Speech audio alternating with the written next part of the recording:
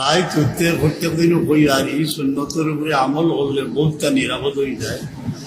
যে হুজুর পাখায় নিজেও হতো আমরা কইছেন মোনাজাতর এখন হাত তুলিয়া কুল আল্লাহ কলরে তোলা কলরে নাচ পড়িয়া হাতও ফু দিয়া পয়লা মুখ থাকি মাথা থাকি লইয়া সমস্ত শরীর মারি লওয়া একটা বহুত হেফাজত হয়। এই হিসাব পুরুষ হোক বা মেয়ে লোক হোক বা অকল সময় করা দরকার। আর পুজোর সাথে সবসময় থাকতে পারলে বহুতটা নিরাপদ।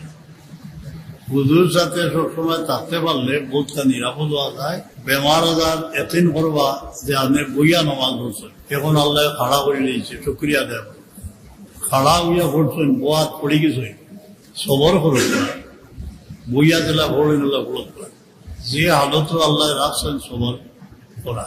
সব সময় ইরাদা রাখবা যে সময়টা আল্লাহ না বলুন না কাটাইয়া সেই কাম হারাইবার চেষ্টা